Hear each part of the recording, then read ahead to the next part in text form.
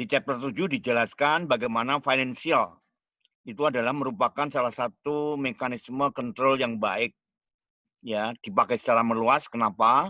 Karena salah satunya adalah financial indicator memberikan ukuran yang kuantitatif, terukur, dan relatif lebih objektif, ya. Misalnya begini, misalnya mengukur kepuasan pelanggan itu relatif lebih subjektif dibanding dengan mengukur kinerja melalui financial ratio, ya. Dengan financial ratio akan lebih kuantitatif, terukur dibanding dengan mengukur kepuasan pelanggan, mengukur kepuasan pasar dan sebagainya. Oke ya. Jadi sekarang kelompok berapa yang mau presentasi? Kelompok 5, Pak. Oke, silakan mulai. Ya. Assalamualaikum warahmatullahi wabarakatuh. Selamat Waalaikumsalam. siang Pak Sanyaga dan teman-teman semuanya. Pada kesempatan ini kami dari kelompok 5 beranggotakan Mbak Feni, Mas Rido, dan saya sendiri akan mempresentasikan chapter 7 terkait Financial Responsibility Centers. Langsung saja masuk ke pembahasan pertama. Next, Mas. Terkait Financial Result Control. Nah, jadi pada banyak organisasi mengontrol atau mengendalikan perilaku pegawainya, terutama manajer, itu salah satunya dapat melalui Financial Result Control System. Nah, pada Financial Result Control System ini, biasanya hasil itu didefinisikan dalam istilah moneter atau keuangan dan akuntansi. Pada umumnya, misalnya seperti pendapatan, biaya, laba, return, contohnya adalah return on equity. Nah, pada level organisasi yang lebih tinggi, pengendalian hasil keuangan ini bisa menjadi salah satu bentuk kontrol yang lebih mendominasi atau lebih luas jangkauannya. Kemudian dalam menerapkan financial result control ini terdapat beberapa keunggulan atau kelebihan. Yang pertama adalah karena tujuan keuangan itu merupakan tujuan terpenting dalam organisasi yang berorientasi atas laba. Kemudian keunggulan yang kedua adalah karena ukuran keuangan dapat memberikan sebuah ringkasan pengukuran kinerja yang dapat menyatukan semua efek dari inisiatif operasi secara luas. Misalnya pada berbagai tingkat pasar, produk atau jasa, atau aktivitas dalam satu atau beberapa pengukuran. Nah, hal ini dapat membantu memberikan pemahaman bagi pegawai bahwa inisiatif operasi yang harus dilakukan itu hanya bermanfaat bagi organisasi apabila hasilnya dapat memperbaiki kinerja keuangan organisasi. Kemudian yang ketiga adalah ukuran keuangan itu relatif lebih tepat dan objektif, sehingga dapat memberikan pengukuran yang lebih signifikan apabila dibandingkan dengan informasi yang sifatnya lebih subjektif dan kualitatif. Dan yang terakhir adalah biaya implementasi dari Financial Result Control ini relatif lebih murah dibandingkan bentuk pengendalian manajemen lainnya. Next. Nah, selanjutnya dalam Financial Result Control ini terdapat 3 komponen utama. Yang pertama adalah Financial Responsibility Center, yaitu yang definisinya adalah terkait tentang pembagian akuntabilitas atau pembagian tanggung jawab atas hasil keuangan dalam suatu organisasi. Kemudian yang kedua adalah Formal Management Process, yaitu biasanya terkait planning dan budgeting, yang biasanya digunakan untuk menentukan target kinerja dan standar untuk mengevaluasi suatu kinerja. Kemudian yang ketiga ada motivational contracts atau bentuk untuk membangun motivasi yang digunakan untuk menentukan hubungan antara hasil dan insentif dalam suatu organisasi. Next. Nah, ini terkait responsibility center. Jadi responsibility center itu adalah suatu unit dalam organisasi yang dipimpin oleh seorang manajer yang bertanggung jawab atas penggunaan input dan atau output tertentu. Nah, tanggung jawab ini biasanya ditunjukkan dalam istilah kuantitas dari input yang digunakan, atau unit fisik dari output yang dihasilkan, atau karakteristik khusus dari proses produksi maupun indikator kinerja keuangan lainnya dari bagian tersebut. Nah, yang selanjutnya adalah Financial Responsibility Center. Ini merupakan elemen utama dari pengendalian hasil keuangan, di mana tanggung jawab seorang manajer itu ditetapkan dalam ukuran keuangan atau istilah finansial atau akuntansi. Nah, ada 4 tipe dasar dari Financial Responsibility Center ini, yaitu Revenue Center, Cost Center atau Expense Center, Profit Center, dan Investment Center. Next. Nah, yang pertama ini adalah terkait Revenue Center. Jadi Revenue Center itu merupakan sebuah pusat tanggung jawab di mana manajernya itu bertanggung jawab untuk generating revenues atau meningkatkan menghasilkan pendapatan. Itu sebagai pengukuran keuangan dari output bagian tersebut. Nah, seperti contohnya itu adalah manajer departemen penjualan dalam organisasi yang bertujuan profit atau manajer penggalangan dana kalau di organisasi non-profit. Selanjutnya, tidak ada usaha yang formal untuk bisa menghubungkan input dengan output, tetapi hampir keseluruhan revenue center ini juga bertanggung jawab terhadap beberapa expense seperti gaji atau komisi dari pegawai sales. Nah, akan tetapi revenue center ini tetap bukanlah profit center dikarenakan dua hal. Yang pertama adalah karena beberapa biaya yang ada dalam revenue center itu tidak signifikan apabila dibandingkan dengan revenue yang dihasilkan. Dan selanjutnya adalah karena revenue center itu tidak dibebani dengan cost dari barang yang mereka jual. Next. Nah, selanjutnya adalah expense center. Ini merupakan salah satu pusat tanggung jawab di mana manajer itu bertanggung jawab atas expense, beban atau cost yang merupakan ukuran keuangan atas input atau sumber daya yang digunakan dalam unit tersebut. Nah, terdapat dua bentuk umum dari expense center ini. Yang pertama adalah standar atau engineered expense center, di mana input dan output itu dapat diukur dalam ukuran moneter dan terdapat causal relationship di antara input dan output tersebut. Artinya terdapat hubungan langsung sehingga keduanya mudah diidentifikasi atau dihitung. Contohnya adalah dalam departemen manufaktur, di mana input yang digunakan atau dikonsumsi itu dapat dengan mudah ditelusuri ke outputnya. Kemudian bentuk yang kedua adalah manage or discretionary expense center, yaitu di mana output yang dihasilkan biasanya sulit untuk diukur dan dinilai secara moneter.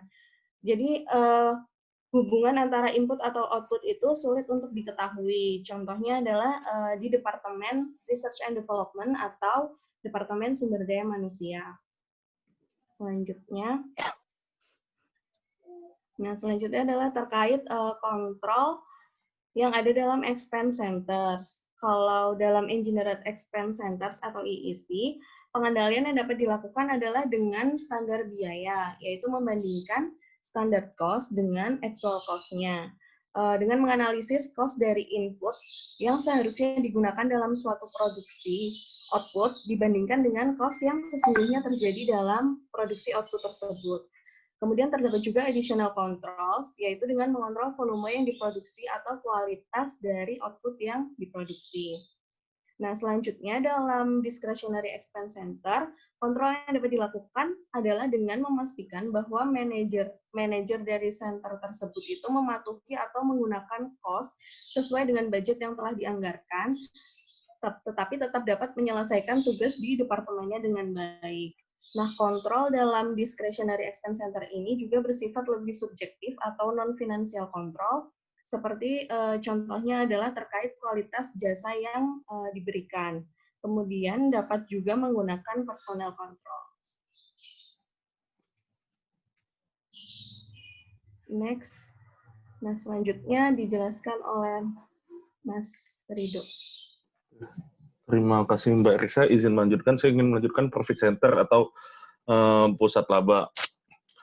Pusat laba adalah di mana manajer itu bertanggung jawab untuk mengukur secara finansial ataupun moneter perbedaan atau selisih dari pendapatan dan beban tadi. Kalau sebelumnya revenue center itu hanya mengukur pendapatan saja, di mana cost tidak dianggap karena terlalu kecil, dan cost center kebanyakan hanya mengukur biaya saja. Nah, profit ini adalah menggabungkan keduanya, di mana selisih tersebut itulah yang akan di-manage oleh para manajer ini.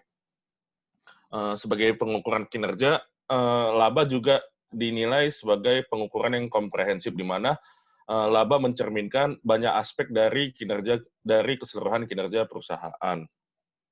Nah, di sini juga laba membuat manajer pusat laba juga membuat semacam trade-off dari revenue atau cost-nya itu tersendiri, di mana dia mengatur revenue agar banyak, di mana dia menghandle cost-nya agar seminimal mungkin, namun tidak mengurangi nilai dari produknya.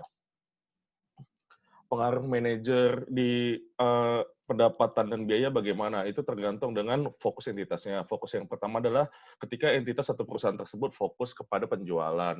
Itu manajer lebih fokus kepada penentuan standar atau semacam patokan untuk HPP dari produknya itu sendiri. Kemudian yang kedua, entitas atau perusahaan fokus pada biaya, di mana pendapatan itu dimaksimalkan dengan pengefisiensian biaya. Kemudian yang terakhir, pseudo profit center, atau dalam bahasa Indonesia kita kenal dengan pusat laba semu, di mana ada perusahaan atau divisi yang tidak mempunyai wewenang untuk menentukan harga jual maupun biaya.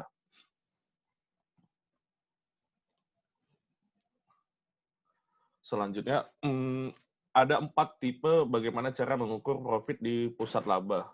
Yang pertama yaitu gross margin center, di mana dia hanya memasukkan 3 indikator aja, mulai dari revenue, pendapatan, cost of goods sold, dan gross margin. Nah, kemudian tipe yang kedua, dia menambahkan advertising dan promotion sebagai cost untuk profit tersebut.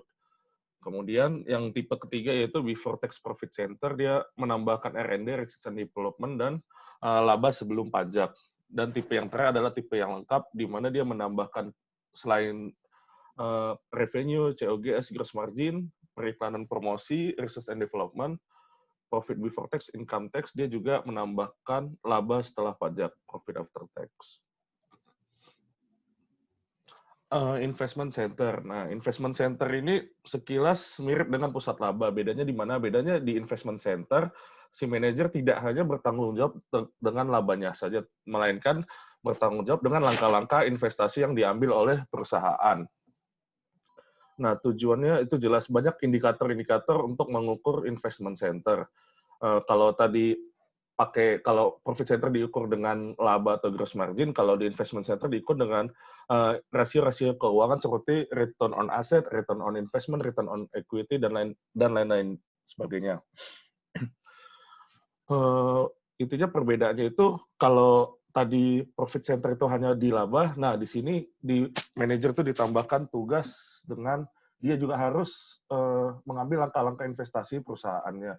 Jadi pada dasarnya manajer pada investment center ini mempunyai 2 tujuan utama. Yang pertama, memaksimalkan laba dari sumber daya yang mereka punya ketika mereka melakukan penjualan.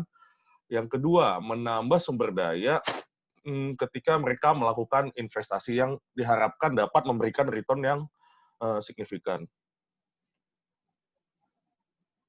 Nah, salah satu cara mengukur performance objektif pada investment center itu menggunakan return on investment, di mana net investment profit dibagi investment cost dikali 100%. Nah, di investment center tersendiri, terutama di ROI, masih mengandalkan laba investasi juga. Keuntungannya apa? Keuntungannya di investment center, manajer bisa fokus ke pengaturan biaya dan pengaturan aset operasi.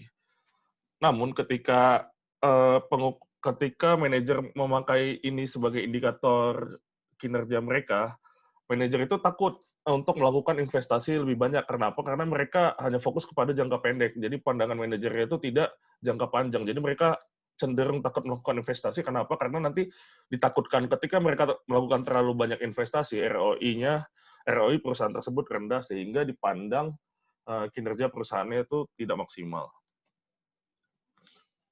Kemudian ini struktur organisasi. Jadi ini struktur organisasi menggabungkan 4 pusat. Yang pertama di sini presiden itu sebagai investment center. Kalau ini tipikal struktur organisasi perusahaan grup ya. Contohnya kita contohin grup apa ya yang enak ya. Anggaplah grup Sinarmas Group deh, Sinarmas Group, di mana membawahi banyak perusahaan. Ada perusahaan Bank Sinarmas, asuransi Sinarmas, itu misalnya grup vice presidennya itu asuransi Sinarmas, Yang grup vice presidennya satu lagi mungkin Smart Telecom. Nah, di sini juga masih di level vice president group itu pun dia masih di level investment center. Nah, untuk masalah administratif dan financial vice presidennya yang di mana tadi itu sudah dijelaskan discretionary expense center itu adalah di mana input dan output tuh sulit ditentukan. Biasanya ini yang berkaitan dengan tupoksi-tupoksi seperti kepegawaian, seperti tugas administrasi, di mana dia tidak menghasilkan output atau sebuah produk lah. Nah, kemudian di bawah grup vice president ini ada manajer. Manajer ini sudah merupakan profit control karena dia tidak pusing untuk tidak perlu lah istilahnya untuk menghandle investasi yang udah di-handle oleh grup vice president. Biasanya kan grup vice president itu nanti bakalan mengatur bagaimana langkah terkait dengan saham-saham mereka. Kalau di SBU manajernya udah fokus ke kerjaan aja, udah fokus ke operasional aja.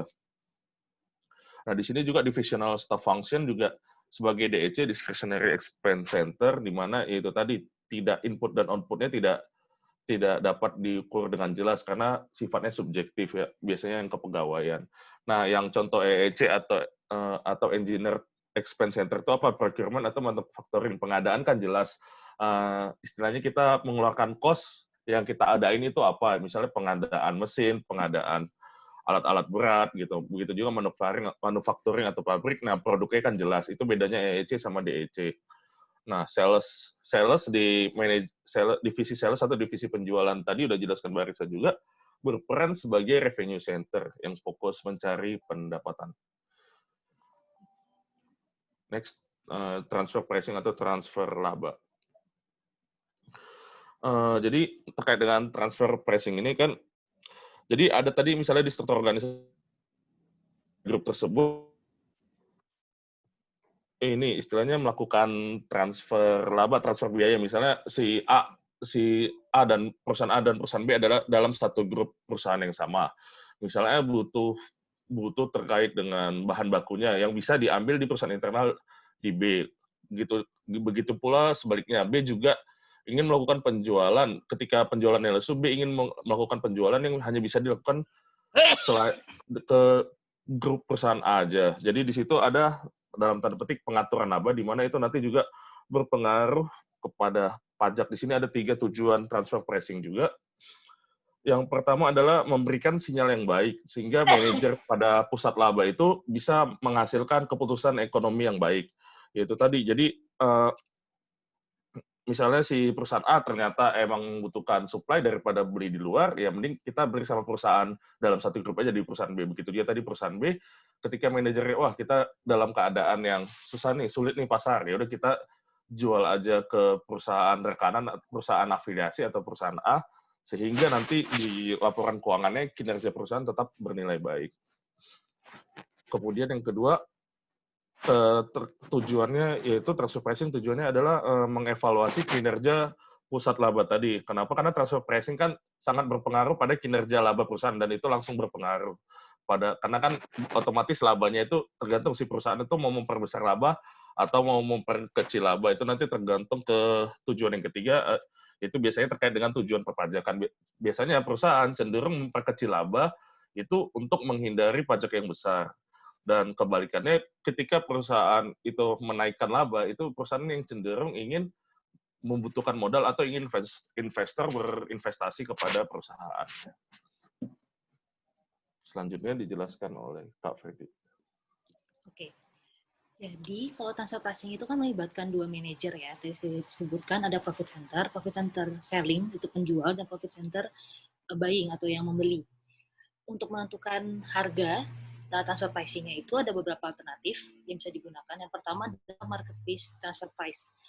Metode ini optimal jika pasar eksternal itu kompetitif, yang sempurna itu eksis, yaitu pasar di mana produk-produk itu homogen dan nggak ada satu penjual atau pembeli yang dapat mempengaruhi harga di pasar.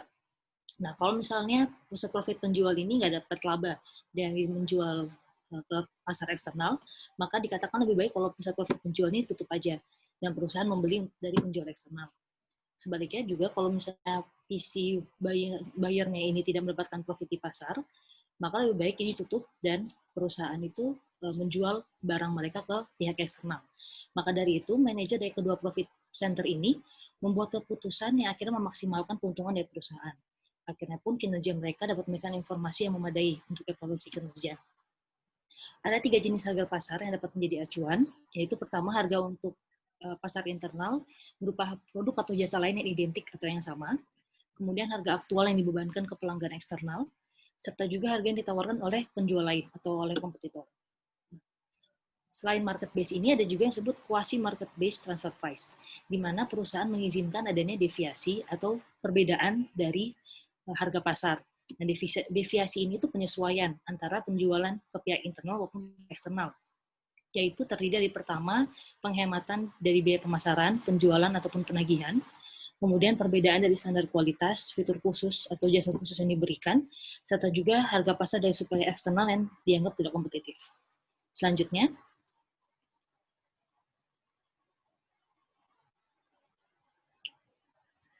alternatif yang kedua adalah marginal cost transfer price. Hal yang dipakai menurut metode ini adalah selisih antara harga jual dikurangi biaya marginal dari tahap terakhir produksi atau jasa. Cara ini dianggap menarik dari perspektif akuntansi biaya, tetapi menjadi masalah buat responsibility center, karena harganya itu sulit untuk dilacak atau ditelusuri. Maka dari itu metode ini paling jarang untuk dipakai. Selain itu, metode marginal cost ini pun tidak memberikan informasi yang memadai untuk mengevaluasi kinerja dari manajer tersebut. Nah, variasi dari metode ini adalah marginal cost plus a fixed lump sum fee. Jadi, pusat profit penjualan ini, dia mendapatkan kembali full cost-nya, dan juga ada dapat margin keuntungan melalui lump sum fee yang disepakati antara kedua manajer, antara penjual dan pembeli tersebut.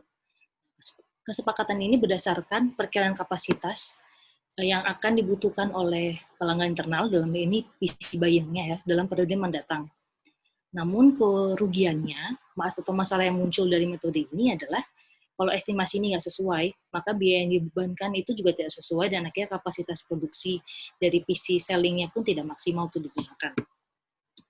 Next, alternatif yang ketiga adalah metode yang paling banyak dipraktikkan, yaitu full cost transfer price. Kenapa? Karena metode ini relatif mudah untuk diimplementasikan. Harga yang dipakai itu seluruhnya sebesar biaya untuk menghasilkan barang jasa tersebut. Karena metode ini juga baik untuk tujuan evaluasi kinerja. Tetapi sayangnya metode ini jarang merefleksikan biaya aktual produksi karena ada problem pertama di standar akuntansinya ataupun ada alokasi biaya overhead yang tidak sesuai. Dengan metode ini pun tidak ada insentif bagi salin PC atau profit center yang menjual untuk menjual ke internal karena dia tidak mendapatkan margin. Selain itu, keuntungan dari penjual akhirnya pun understated. Selanjutnya, adalah variasi dari metode ini yaitu full cost plus markup. Di sini penjual diperbolehkan untuk mendapatkan keuntungan dari penjualan produk atau jasa kepada pihak internal. Penambahan harga ini merupakan perkiraan kasar dari harga pasar jika tidak ada kompetitor eksternal. Namun, masalah yang muncul lagi adalah harga tidak responsif terhadap keadaan pasar. Selanjutnya, alternatif yang berikutnya adalah negotiated transfer price. Harga merupakan hasil negosiasi antara kedua manajer tersebut, sehingga dikatakan sih bahwa metode ini efektif. Efektif apabila kedua profit center ini saling memiliki bargaining power untuk bernegosiasi satu sama lain. Metode ini pun efektif apabila penjual dapat menjual produknya ke pasar eksternal ataupun profit center pembeli itu dapat membeli dari supplier eksternal. Namun sayangnya metode ini costly dalam hal memakan waktu bagi manajemen dan juga dapat menimbulkan konflik antar manajer. Yang terakhir ada yang disebut dual rate transfer prices. Dalam metode ini harga ditetapkan oleh penjual dan harga yang dibayar oleh pembeli ini berbeda. Penjual dapat menjual dengan harga pasar, sedangkan pembeli dapat membeli sebesar biaya marginal ataupun full cost. Selisihnya ini dibebankan ke perusahaan dan dieliminasi saat pembuatan laporan keuangan konsolidasi. Manfaatnya dari metode ini itu dapat memberikan sinyal pemilihan yang baik bagi pembuat keputusan, dapat memberikan informasi yang memadai juga untuk evaluasi kinerja manajer, dan memastikan bahwa transaksi internal ini akan terjadi. Namun kerugiannya, ini meniadakan insentif bagi pembeli untuk mencari supplier eksternal yang bisa memberikan harga lebih kompetitif, ataupun meniadakan insentif bagi penjual untuk meningkatkan produktivitasnya. Selanjutnya, perusahaan juga dapat menggunakan berbagai metode alternatif penetapan harga transfer pricing ini secara bersamaan. Biasanya itu untuk satu untuk keperluan internal dalam hal pengambilan keputusan dan juga evaluasi kinerja, dan yang kedua itu metode lainnya untuk keperluan perpajakan. Namun sayangnya cara ini dihindari oleh perusahaan karena lebih mudah bagi manajer untuk menggunakan satu metode saja dan untuk kesederhanaan sistem. Selain itu, karena untuk tujuan pajak pun biasanya ada beberapa negara yang melarang penggunaan dua metode sekaligus seperti ini. Selanjutnya, kita akan membahas soal-soal kuis pada minggu lalu. Soal pertama akan dijelaskan oleh Mas Rido. Terima kasih, Kak Feni. Saya akan menjelaskan soal pertama dengan soal dalam textbook lain dikenal adanya soft control. Dalam buku kita ini padanannya apa? Menurut IA, soft control itu berkaitan dengan budaya dan perilaku manajemen dan karyawan serta dampaknya untuk mencapai tujuan organisasi. Nah, dalam literatur buku kita itu padanannya adalah padanan soft control adalah cultural control, di mana cultural control ini atau penguasaan budaya itu mendorong pengawasan secara bersama, dibangun di atas tradisi, norma-norma yang berlaku, kepercayaan, nilai-nilai, ideologi dan sikap, dan cara berperilaku secara bersama. Atas dasar-dasar yang sudah disebutkan tadi, tradisi, norma, kepercayaan, nilai, ideologi, masing-masing dari individu dapat mengontrol satu dan yang lainnya. Mungkin itu terkait dengan penjelasan nomor 1.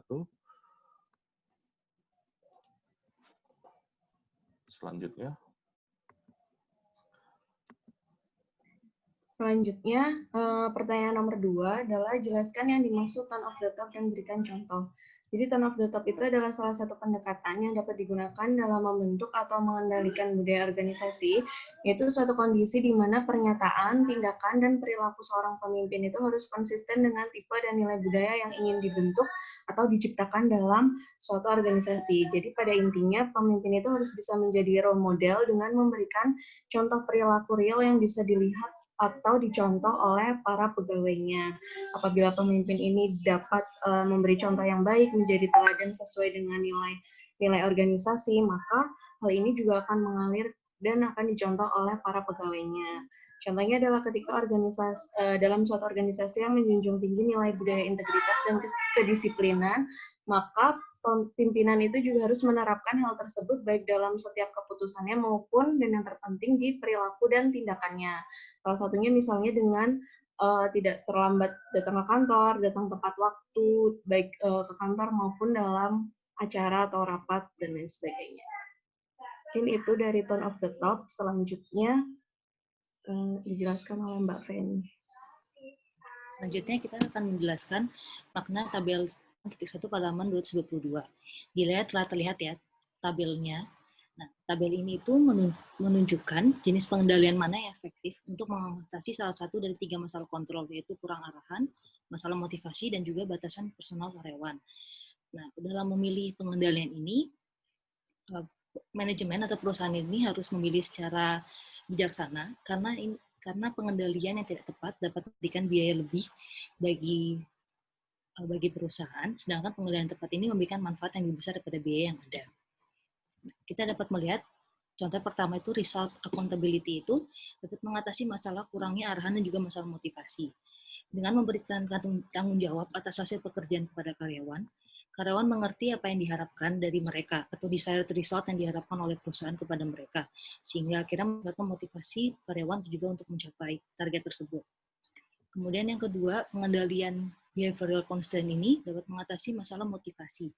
Karena perusahaan ini memberikan batasan perilaku agar karyawan ini bertindak selaras dengan tujuan organisasi dan tidak melakukan tindakan yang merugikan.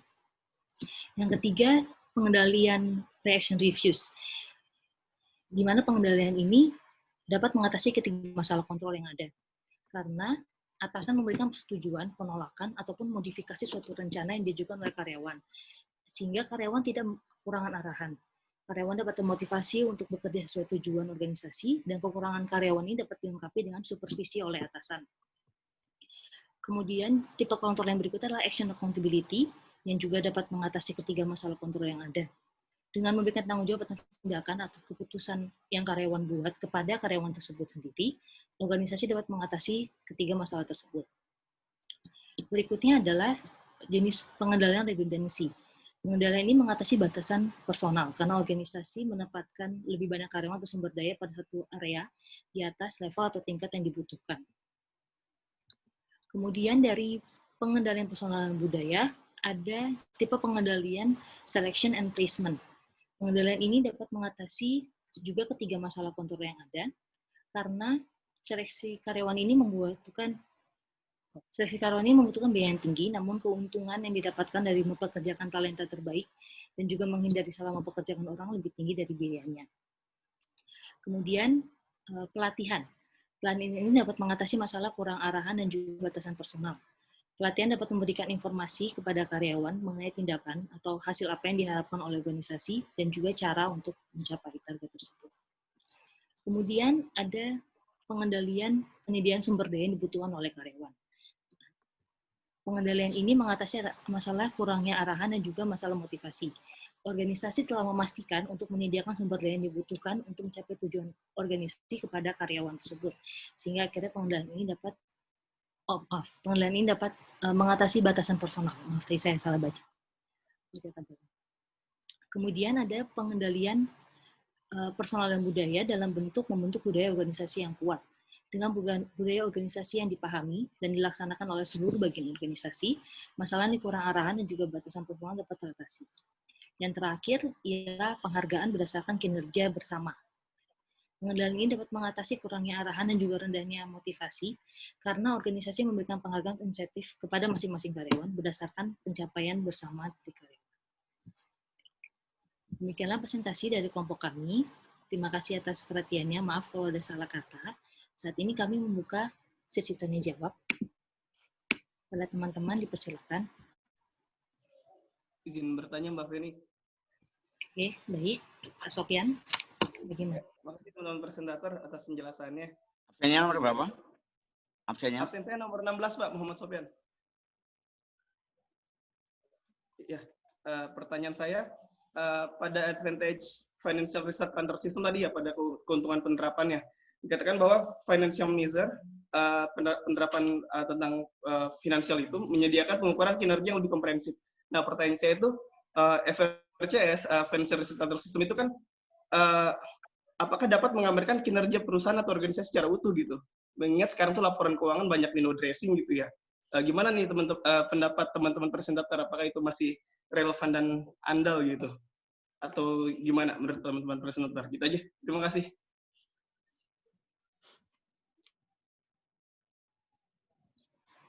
Baik, terima kasih Mas Sopyan.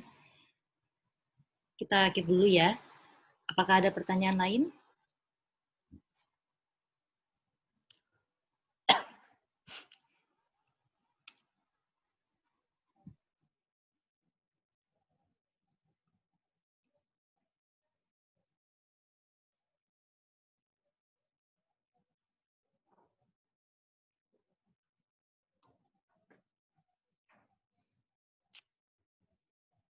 Masih ada pertanyaan lain? Nomor 16 ya, mau nanya? Bukan? Oh tadi Sofian ya, nomor 16 ya? Ya, tadi 16 sudah Pak. Yang lain udah? Ya, izin tanya. Ya, izin 19. bertanya. Iya Pak, Astagfirullah. Izin bertanya Mbak, tadi kan namanya siapa namanya? Muhammad Taufik Hamdan. Muhammad Taufik Hamdan. Di bagian itu apa? Yang revenue control. Kan kalau nggak salah tadi sebutkan di revenue control itu juga mengatur beban walaupun sedikit ya. Ada beban yang diatur di revenue control. Itu tuh gimana ya mengategorikan beban yang diatur di revenue control itu? Apa bedanya sama beban yang diatur di expense control? Mungkin itu aja sih, Mbak. Terima kasih.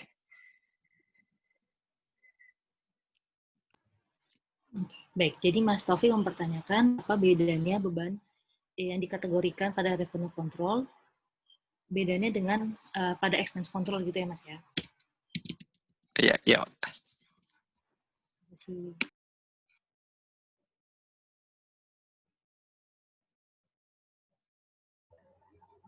Izin tanya boleh Mbak?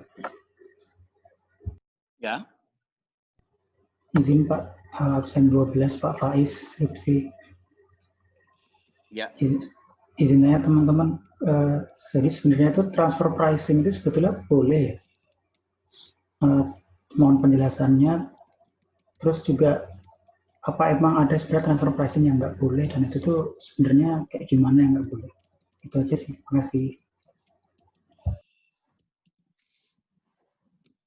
Baik, Mas Faiz.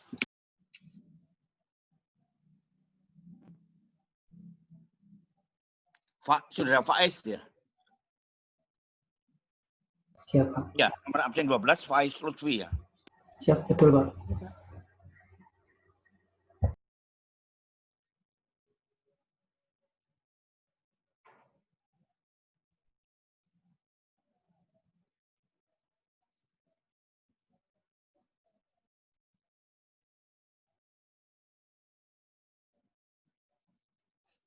Oke, siapa yang menjawab? Izin Pak, saya mungkin menjawab pertanyaan dari Bang Sofian. Tadi Bang Sofian kan menanyakan apakah financial measure itu atau pengukuran finansial ya, itu menyediakan pengukuran kinerja komprehensif atau menggambarkan kinerja secara utuh. Apakah selalu? Mengingat banyak terjadi window dressing atau kalau kita bilang window dressing itu semacam ini emang ya mempermak laporan keuangan agar terlihat baik, biasanya dilakukan di akhir tahun. Itu menjelang akhir tahun atau tutup buku agar laporan keuangan tersebut enak dilihat oleh investor. Bagaimana pandangan teman-teman presenter? Kalau saya pribadi, financial measure tidak selalu menggambarkan kinerja secara utuh. Namun, financial measure ini merupakan salah satu indikator atau salah satu hal yang bisa dilihat dari sebuah perusahaan. Kenapa? Karena intinya kan financial measure itu dia berupa angka ya. Kalau kita melihatnya berupa angka, kita bisa menganalisanya lebih enak. Bisa menggunakan rasio keuangan, bisa menggunakan rasio-rasio keuangan maupun rasio-rasio fundamental lainnya. Nah, apakah selalu? Menurut saya tidak. Kalau perusahaan itu biasanya kan tidak hanya menerbitkan financial report atau laporan keuangan, biasanya juga menerbitkan laporan tahunan atau annual report ya. Nah, kalau saya biasanya sih lebih melihat ke annual report atau laporan tahunan, karena di situ tidak hanya terkait dengan financial measure-nya aja, tapi di situ juga terkait dengan hal-hal yang tidak bisa diukur secara finansial, misalnya nilai-nilai perusahaan, perusahaannya itu akan mengembangkan perusahaannya itu akan mengembangkan investasi ke arah mana, atau si perusahaannya itu memiliki SPI atau sistem pengendalian yang baik di perusahaannya bagaimana. Nah, kita harus melihat itu juga sih, Mas, yang non-finansialnya juga. Karena financial ini kan, ya itu tadi, mungkin sifatnya bisa dalam tanda petik dimodifikasi baik dengan window dressing, ataupun kalau tadi di materi kami bisa dengan transfer pricing juga, terkait dengan maksimalisasi labanya. Nah, faktor-faktor non-finansial menurut saya juga dapat menggambarkan kinerja perusahaan, walaupun sampai saat ini masih terlalu subjektif dan sulit diukur. Kalau saya itu sih, Mas. Bang Sofian, gimana? Ada tanggapan? Baik, terima kasih. Terima kasih, Bang Sob.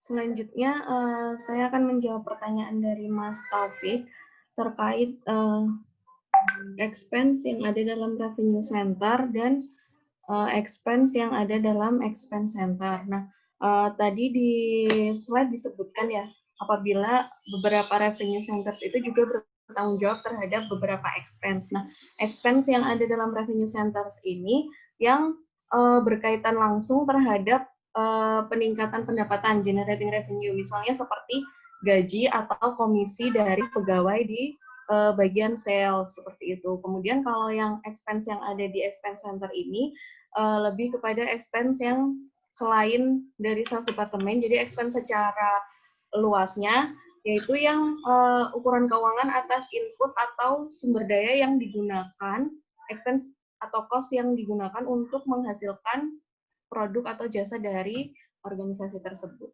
Begitu Mas Taufik, apakah masih kurang atau gimana? Oke, makasih Mbak Risa sudah lengkap. Ya, terima kasih.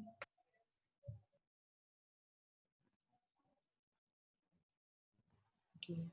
Saya coba jawab pertanyaannya Mas Faiz ya, terkait transfer pricing tadi. Jadi kalau setahu saya, kalau kayak di perusahaan grup itu sudah hal yang lumrah kalau dalam satu grup itu sebenarnya mengerjakan satu siklus bisnis. Misalnya kayak perusahaan potong ayam gitu misalnya. Jadi mereka bisnis utamanya, core bisnisnya yang kita tahu itu adalah mereka menjual, mereka mengembangbiakan ayam lalu dijual, lalu dipotong lalu dijual. Nah sebenarnya kalau di breakdown itu kan kayak bagian penetasan ayamnya, hatchingnya, terus bagian motongnya, bagian packagingnya, bagian marketingnya, bagian distribusinya, dan semua itu kalau di breakdown sebenarnya bisa dikasih ke pihak eksternal. Jadi perusahaan itu hanya fokus ke misalnya ke bagian pemotongan ayamnya aja. Tapi kita juga tahu kalau kadang perusahaan itu juga bikin anak-anak perusahaan untuk melengkapi satu siklus bisnis ini. Gitu. Nah, sebenarnya kan itu mirip ya, bukan mirip ya, sebenarnya itu ada transfer pricing di situ ya. Misalnya dari pihak yang tadi penetasan ayam, terus dia jual ke bagian pemotongan, lalu pemotongan dijual lagi ke bagian, dia kasih ke bagian packagingnya dan lain-lain, itu sebenarnya pada satu grup. Jadi kan sebenarnya ada transfer pricing di situ. Nah, transfer pricing itu kalau mereka bisa menunjukkan kalau misalnya harganya yang mereka beri itu suatu harga yang normal, dalam artian dibandingkan dengan benchmark-nya ke pasar dengan tidak terlalu rendah ataupun misalnya terlalu tinggi dan lain-lain, itu sebenarnya nggak masalah karena itu kan suatu bagian dari proses bisnis ya, dan bisnis kan maunya untung ya. Kalau misalnya buat mereka lebih murah bagi saya untuk dari supplier internal dan jual ke internal saya juga, kenapa saya ambil eksternal? Seperti itu. Tadi sudah dijelaskan sedikit seperti itu. Namun yang menjadi masalah utama dari pajak khususnya adalah ketika harga ini tidak adil, tidak seimbang secara pasar. Jadi kayak ketahuan kalau misalnya ada profit shifting, apalagi kalau misalnya anak perusahaan ini ada di negara yang berbeda, misalnya yang penetasannya di Cina, pemotongannya di Indonesia, nanti packagingnya di Hong Kong. Nah yang kayak gitu kan banyak celah untuk membuat harga yang tidak adil, yang tidak semestinya, tidak sewajarnya, seperti itu Mas. Nah itu transfer pricing yang seperti itu yang tidak diperbolehkan, karena pada akhirnya negara tersebut yang akan rugi karena pajaknya lebih rendah daripada yang seharusnya, ataupun bahkan mereka bisa menyatakan rugi di laporan keuangan di SPT mereka menyatakan rugi, padahal sebenarnya mereka cuma shifting profit ke anak perusahaannya di negara lain. Gitu, kurang lebih. Ada tanggapan Mas? Atau mungkin ada yang mau tambahin juga? Terima kasih Mbak Feni penjelasannya.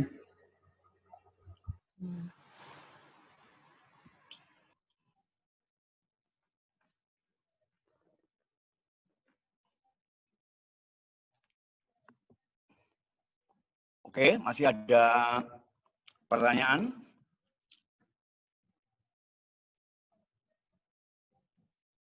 Masih ada pertanyaan? Oke, kalau enggak saya akhiri, tapi sebelum itu ya, ada beberapa resume yang ingin saya klarifikasi.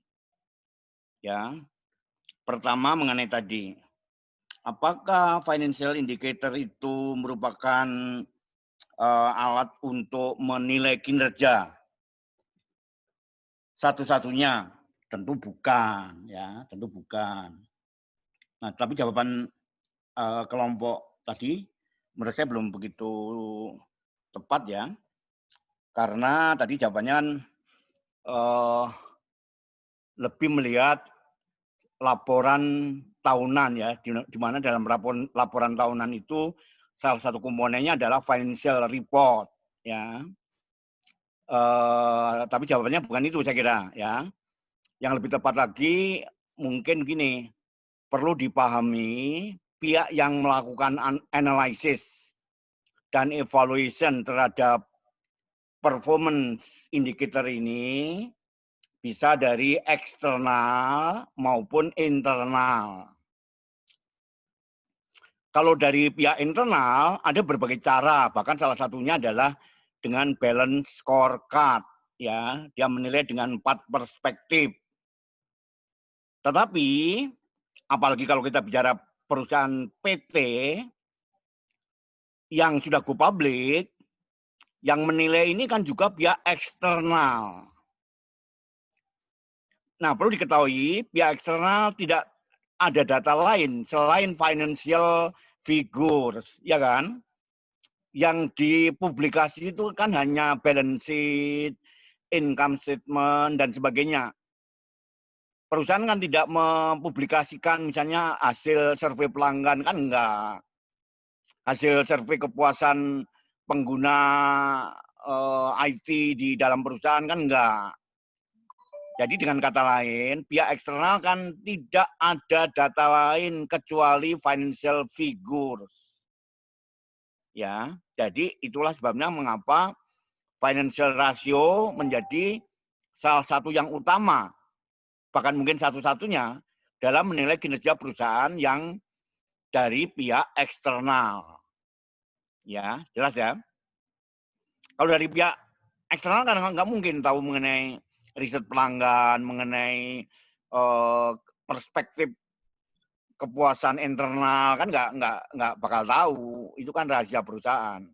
Ya, jadi itulah mengapa financial ratio dianggap relatif lebih diperlukan. Ya tadi, apalagi di pengantar bab 7 itu kan dijelaskan mengapa financial ratio itu secara meluas digunakan. Salah satunya adalah memberikan ukuran yang objektif. Ya, ada 4 alasan tuh di pengantar bab 7 tuh ya. Ada first reason, second, third, finally gitu ada dijelaskan di pengantar. Itu satu ya. Yang kedua, di dalam menjawab pertanyaan kuis saya tidak salah sih, tapi mungkin tekanannya perlu lebih dipertegas ya. Tekanannya perlu dipertegas. Tapi kalau di kelompok ini tadi jawabannya cukup tepat ya. Jadi yang disebut dengan soft control itu adalah mekanisme pengendalian manajemen yang sifatnya bukan dalam bentuk deklarasi formal. Misalnya gini, absensi pegawai itu ada SK-nya, saudara bekerja di Kementerian Keuangan, ada SK Menteri Keuangan mengenai keharusan absen jam 7.30 dan seterusnya. Itu termasuk hard control ya, karena peraturan. Tapi kalau misalnya situasi di Kementerian Keuangan itu kondusif karena menterinya bagus, memberikan keteladanan, para pejabatnya disiplin. Nah, itu namanya soft control ya. Sesuatu yang diikuti menyeluruh dan berdampak positif, tapi dalam bentuk bukan aturan, bukan SK, bukan peraturan.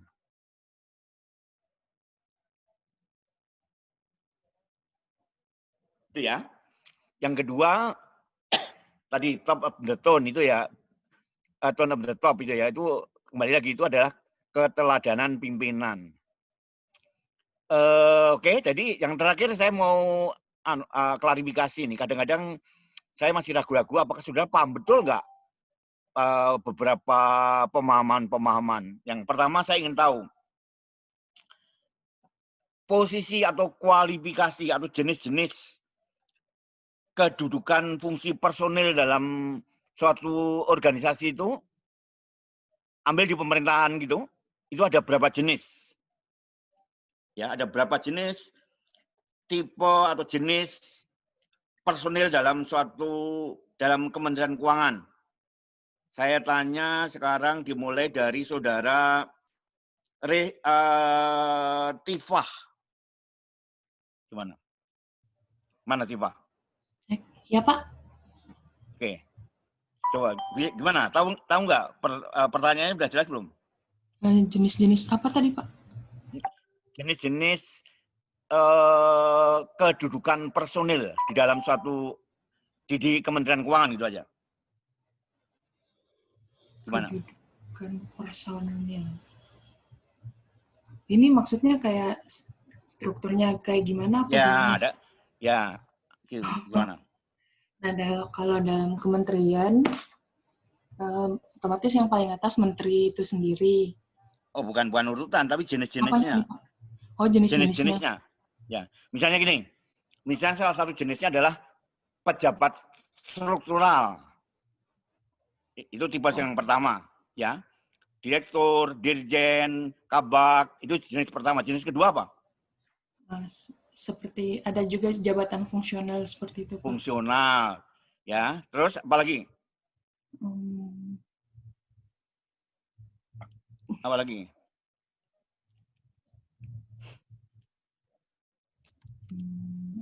Staf administratif ya, pelaksana, ya. Kenapa, Pak? Kemudian apa lagi selain itu? Di seluruh Kementerian Keuangan ada selain itu lagi ada apa lagi? Mohon maaf Pak, suaranya putus-putus. Oke, selain tadi pejabat struktural, pejabat fungsional, pelaksana, ada apa lagi?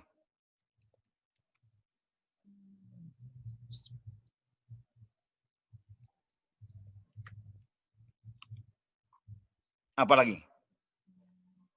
Ada yang bisa jawab? Gimana? Ada yang bisa jawab? Itjen mungkin Pak. Siapa? Itjen mungkin Pak pengawas. Siapa namanya? Faiz Pak. Oh, Faiz ya, oke. Apa? Mungkin kayak Itjen Pak, auditor internal gitu. Auditor internal yang kayak Itjen. Enggak, auditor kan termasuk kategori fungsional tadi. Pejabat fungsional salah satunya adalah auditor. Yang kedua misalnya dosen, yang ketiga widyaswara, peneliti, itu fungsional semua. Selain itu apa? Ada pejabat negara ya, menteri. Ya, ada pejabat negara. Cuma menteri ini kalau di perusahaan nggak ada, jabatan seperti menteri nggak ada. Yang ada adalah direksi, terdiri dari beberapa direktur. Ya, gabungan yang namanya direksi. Ya, nah direksi, para direktur itu sama dengan menteri. Atau lebih tepat lagi sama dengan presiden dan wakil presiden. Yaitu orang-orang yang menduduki suatu jabatan tertentu karena ditunjuk. Ya, dan punya masa jabatan 5 tahun. Dapat dipilih lagi 5 tahun lagi, setelah itu selesai, sudah. Ya. Hanya kalau di pemerintah itu ditunjuk melalui pemilu dan pilkada, kalau di perusahaan melalui rapat direksi, melalui rapat umum pemegang saham. Ya. Oke, kita dengarkan dulu yang ada Adlan. Kita dengarkan dulu ya.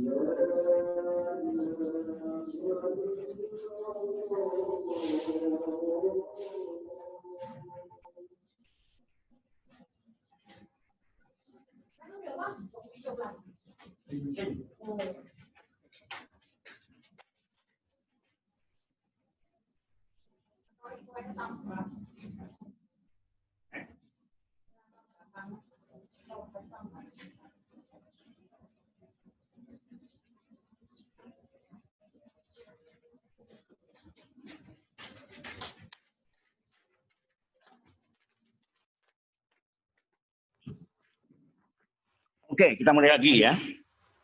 Jadi tadi kembali lagi, kalau pejabat negara itu ditunjuk dengan SK atau lebih tepat lagi yang menduduki suatu jabatan tertentu hasil pemilu atau pilkada, contohnya presiden dan wakil presiden, bupati, wakil bupati dan sebagainya. Dan kalau direksi itu ditunjuk di RUP, ya toh. Oke, jadi kembali kalau negara, kalau pemerintah, direksi itu adalah presiden dan wakil presiden nasional ya, untuk provinsi, gubernur dan wakil gubernur. Oke, pertanyaan saya, kalau Chief of Audit Internal ya, CAE, Chief of Audit Executive, itu kalau pemerintah di Indonesia kira-kira jabatannya apa itu? Pertanyaannya adalah Saudara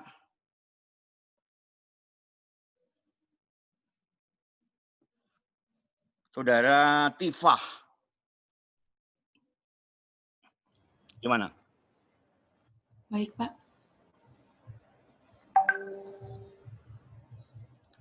Sepertinya kalau CAE di pemerintahan itu BPKP kali ya, Pak? Betul ya. Jadi Chief of Audit Internal itu kalau di Indonesia kepala BPKP ya. Nah, dari sini Saudara paham bahwa orang Amerika mungkin karena mereka berpikir dengan otak kanan ya. Mereka sangat fleksibel, sangat kalau menurut kita kurang terstruktur ya, kalau menurut orang Indonesia. Kalau orang Indonesia kan terstruktur. Ya, kalau namanya chief itu direktur, jadi harusnya setingkat. Ya. Nah, tapi di Amerika ada namanya chief, tapi jabatannya setingkat lebih rendah dari direktur, namanya CAE ya. Jadi CAE, kepala audit internal di semua perusahaan, itu kedudukannya hanya manajer, bukan direktur, ya. Tapi kalau di Amerika memang suka gitu ya, di Amerika itu suka nyeleneh. Misalnya direktur, anak buahnya direktur juga, jadi suka mereka itu kalau saya bilang karena berpikirnya otak kanan, jadi nggak terstruktur. Kalau orang Indonesia kan terstruktur ya, apalagi zamannya Soeharto itu, wah namanya gubernur itu setingkat dirjen, kalau dia ini sekali itu dibuat seragam ya. Zamannya Soeharto penuh seragam, penuh penyeragaman ya. Ada baiknya sih, dengan begitu akan lebih terstruktur. Cuma zamannya Soeharto gagasan-gagasan yang terkooptasi, terbelenggu, tapi keamanan, penyeragaman bagus ya. Jadi perlu dipahami bahwa Chief of Audit Executive meskipun namanya chief juga, tapi kedudukannya setingkat lebih rendah dari direktur ya. Para direktur namanya chief, ya, diketuai oleh Dirut, namanya Chief of CEO, Executive Officer, membawai COO, membawai Chief of Financial Officer. Itu kalau di Indonesia, Dirut, Direktur Produksi, Direktur Keuangan. Nah, Kepala BPKP itu kalau di perusahaan di Amerika namanya CAE. Kalau di Indonesia namanya GMSPI, ya, General Manager Satuan Pengawas Internal. Oke, jelas ya? Oke, saya kira itu tambahan saya. Minggu depan kita meneruskan seperti yang biasanya, ya. Kelompok berikutnya presentasi. Nanti saya buat pertanyaan, nanti saya susulkan dengan BA. Oke? Kalau nggak ada pertanyaan, saya akhiri dengan wassalamualaikum warahmatullahi wabarakatuh. Waalaikumsalam. Waalaikumsalam warahmatullahi wabarakatuh. Terima kasih, Pak. Boleh di end of meeting. Ya. Siap, Pak.